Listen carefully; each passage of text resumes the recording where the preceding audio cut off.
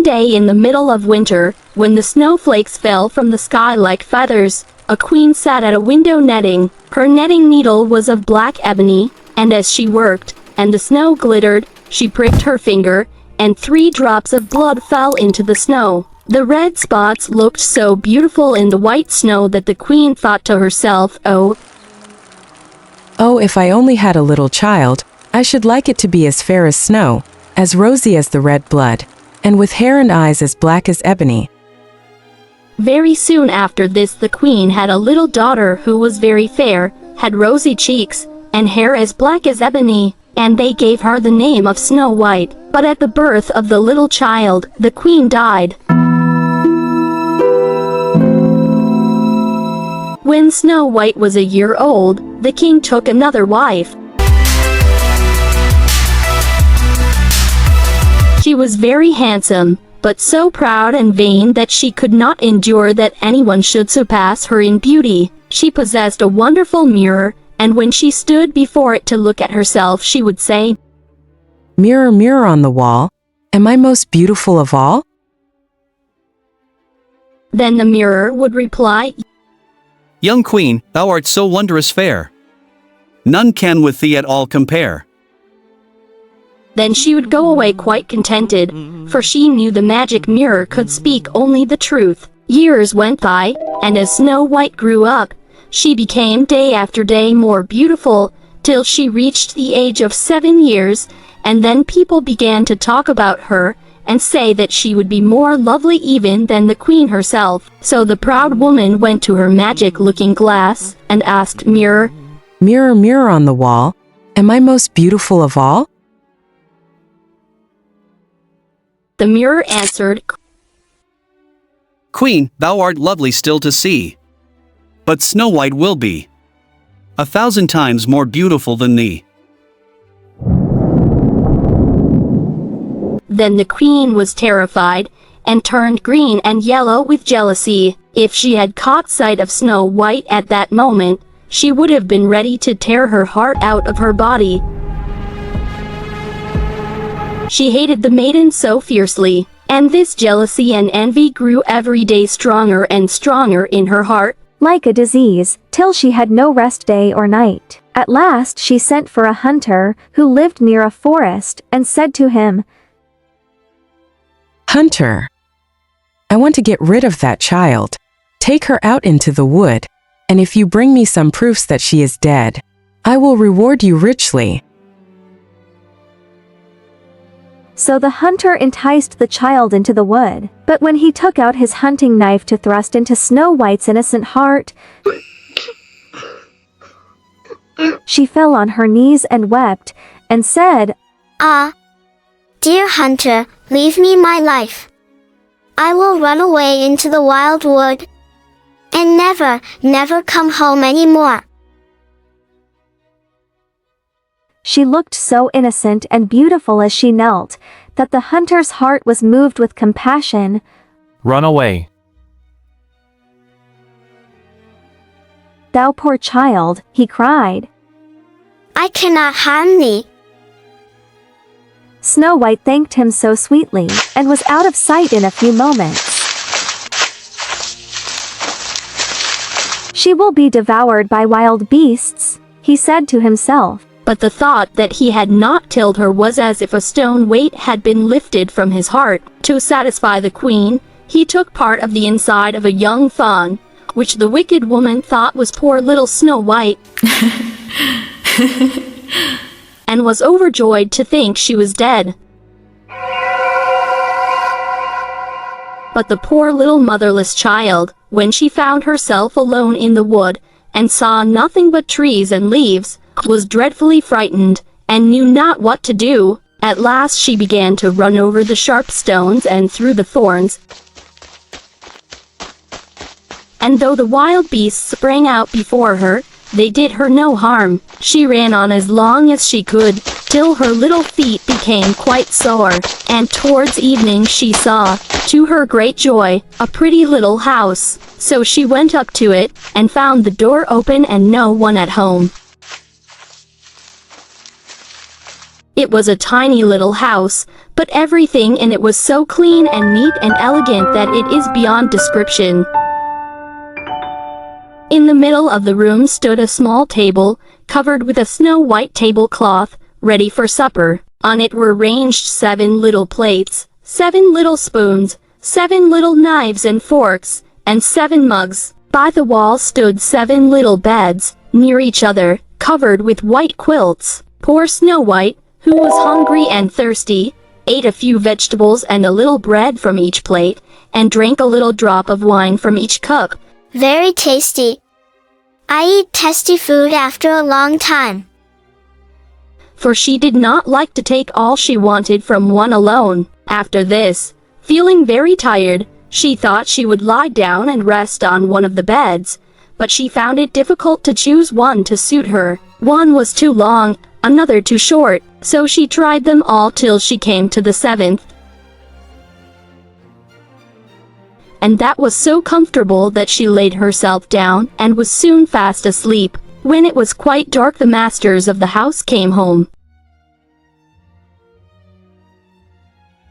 They were 7 little dwarfs, who dug and searched in the mountains for minerals. First they lighted 7 little lamps, and as soon as the room was full of light they saw that someone had been there, for everything did not stand in the order in which they had left it.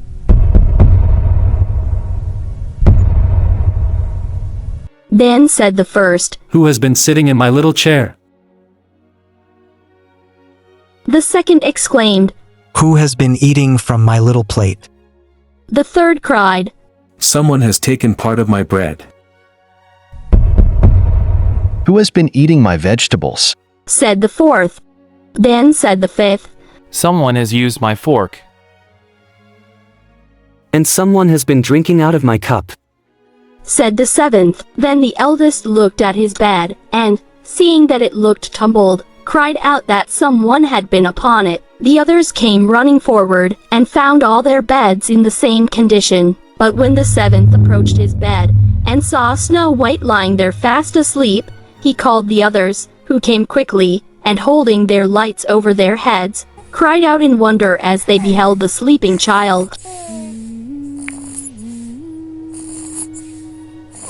"Oh, what a beautiful little child," they said to each other, and were so delighted that they would not awaken her, but left her to sleep as long as she liked in the little bed, while its owner slept with one of his companions, and so the night passed away. In the morning, when Snow White awoke, and saw all the dwarfs, she was terribly frightened, but they spoke kindly to her, till she lost all fear, and they asked her name. I am called Snow White. She replied. "But how came you to our house?" Asked one. Then she related to them all that had happened. Stepmother had sent her into the wood with the hunter, who had spared her life. And that, after wandering about for a whole day, I had found their house. The dwarfs talked a little while together, and then one said, "Do you think you could be our little housekeeper? To make the beds, cook the dinner, and wash and sew and knit for us. And keep everything neat and clean and orderly. If you can, then you shall stay here with us, and nobody shall hurt you."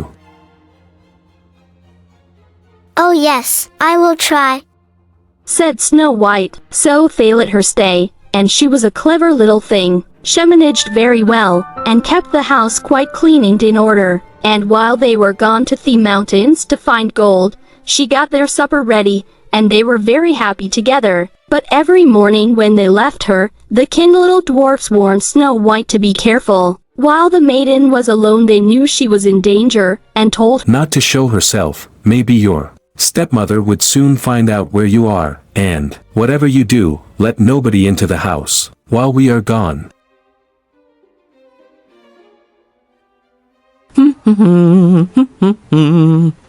After the wicked queen had proved, as she thought, that Snow White was dead, she felt quite satisfied. There was no one in the world now like Little become so beautiful as herself, so she stepped up to her mirror and asked, "Mirror, mirror on the wall, Am I most beautiful of all?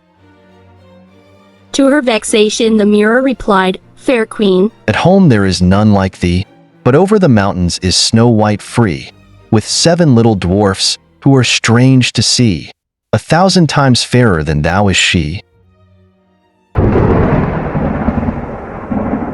The queen was furious when she heard this, for she knew the mirror was truthful, and that the hunter must have deceived her, and that Snow White still lived. So she sat and pondered over these facts, thinking about what would be best to do, for as long as she was not the most beautiful woman in the land, her jealousy gave her no peace. After a time, she decided what to do. First, she painted her face and whitened her hair. Then she dressed herself in old woman's clothes and was so disguised that no one could have recognized her.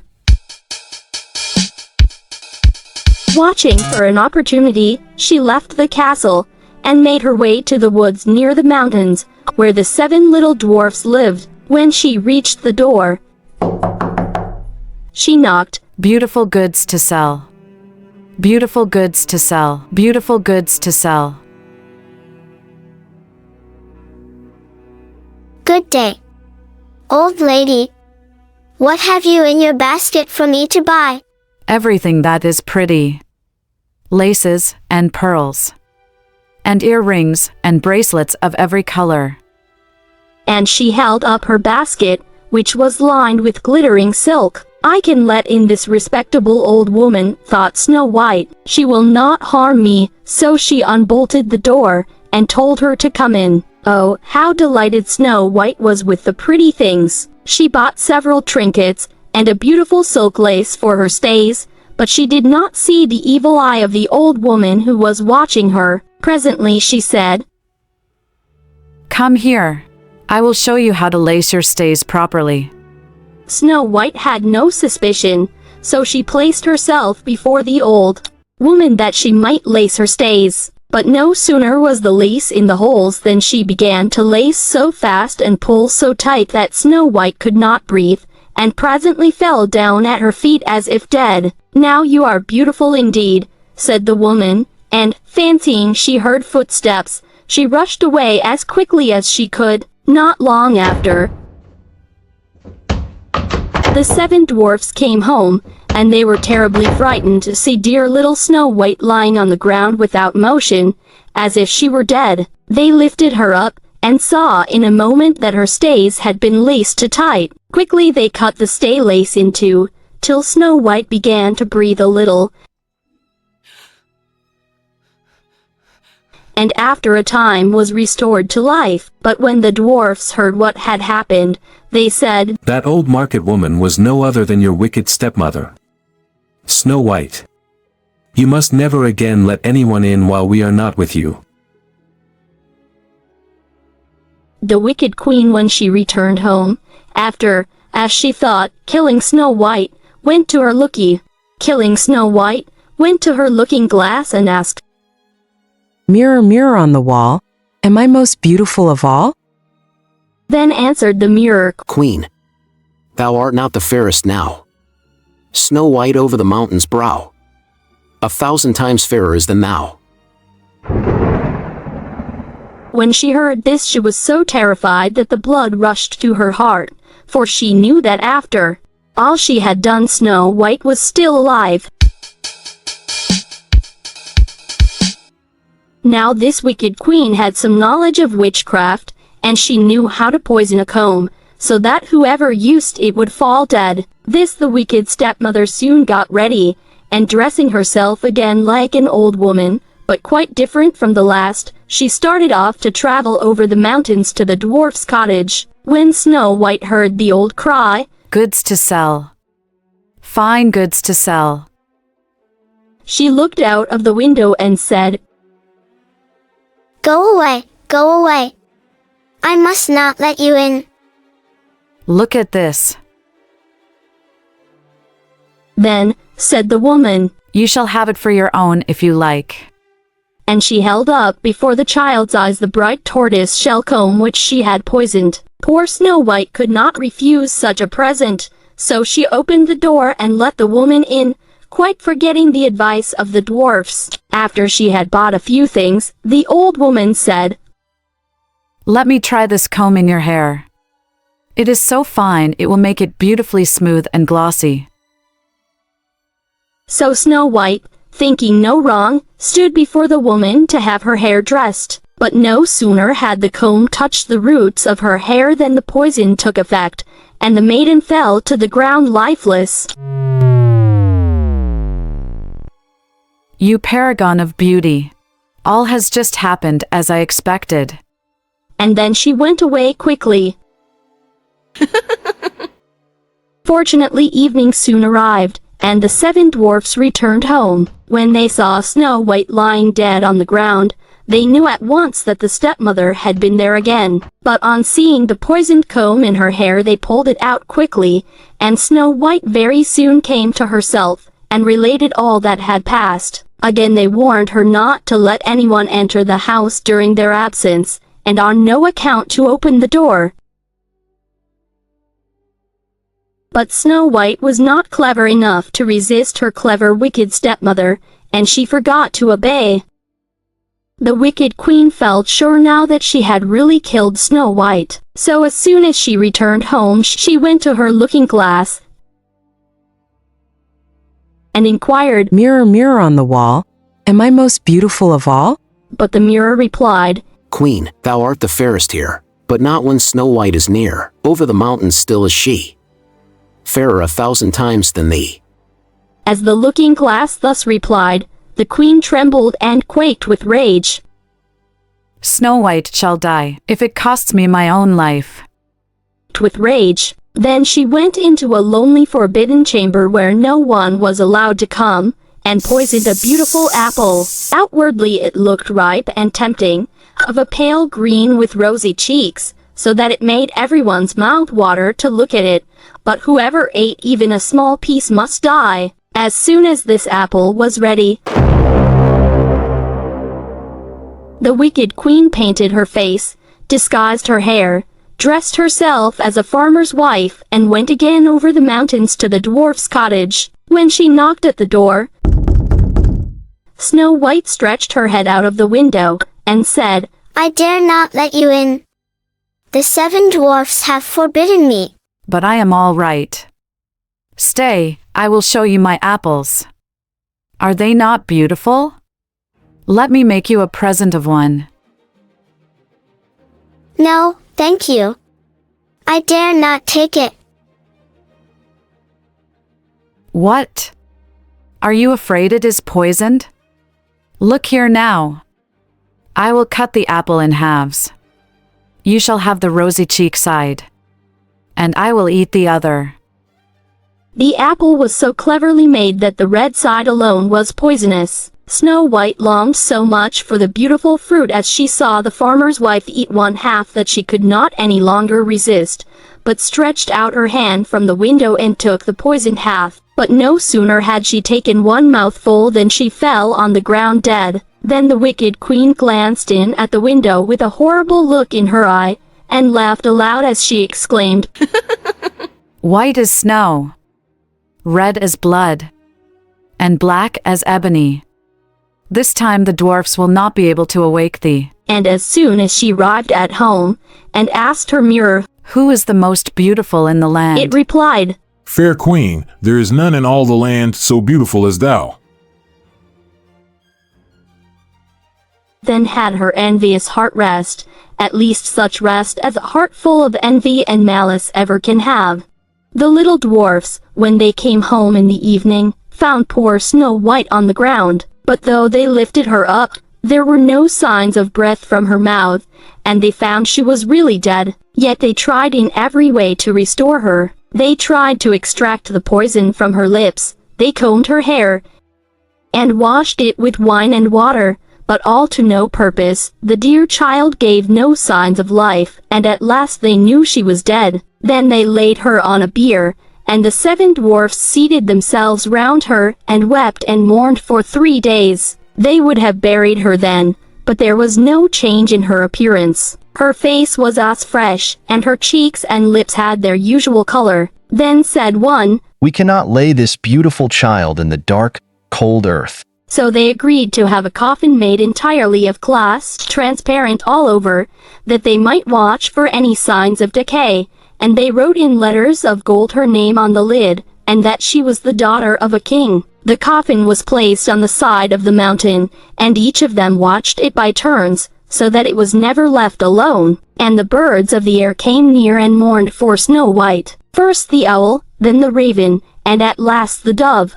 Snow White lay for a long, long time in the glass coffin, but showed not the least signs of decay. It seemed as if she slept, for her skin was snow white, her cheeks rosy red, and her hair black as ebony. It happened one day that the son of a king, while riding in the forest, came by chance upon the dwarf's house and asked for a night's lodging. As he left the next morning he saw the coffin on the mountain side, with beautiful Snow White lying in it, and read what was written upon the lid in letters of gold. Then he said to the dwarfs, "Let me have this coffin, and I will give you for it whatever you ask." But the elder dwarf answered, "We would not give it thee for all the gold in the world." But the prince answered, "Let me have it as a gift, then. I know not why, but my heart is drawn towards this beautiful child, and I feel I cannot live without her. If you will let me have her, she shall be treated with the greatest honor and respect as one dearly beloved." As he thus spoke, the good little dwarfs were full of sympathy for him, and gave him the coffin. Then the prince called his servants, and the coffin was placed on their shoulders, and they carried it away, followed by the king's son, who watched it carefully. Now it happened that one of them made a false step and stumbled. This shook the coffin, and caused the poisoned piece of apple which Snow White had beaten to roll out of her mouth. A little while after she suddenly opened her eyes, lifted up the coffin lid, raised herself and was again alive. "Oh, where am I?" "Dear Snow White, you are safe, you are with me." Then he related to her all that had happened, and what the little dwarfs had told him about her, and said at last, "I love you better than all in the world besides. Dear little Snow White, and you must come with me to my father's castle and be my wife." Then was Snow White taken out of the coffin and placed in a carriage to travel with the prince. And the king was so pleased with his son's choice that the marriage was soon after celebrated with great pomp and magnificence. Now it happened that the stepmother of Snow White was invited, among other guests, to the wedding feast. Before she left her house she stood in all her rich dress before the magic mirror to admire her own appearance. But she could not help saying, "Mirror, mirror, mirror on the wall, am I most beautiful of all?" Then to her surprise the mirror replied, "Fair queen, thou art the fairest here. But at the palace, now, the bride will prove 1,000 times more beautiful than thou."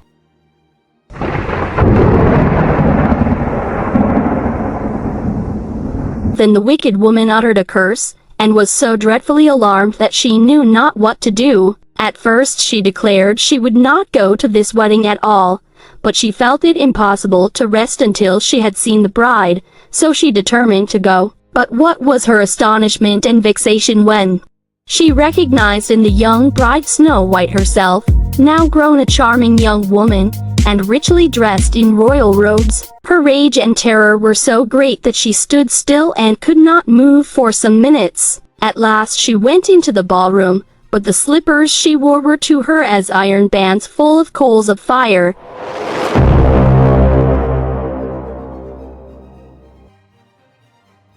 In which she was obliged to dance, and so in the red, glowing shoes she continued to dance till she fell dead on the floor.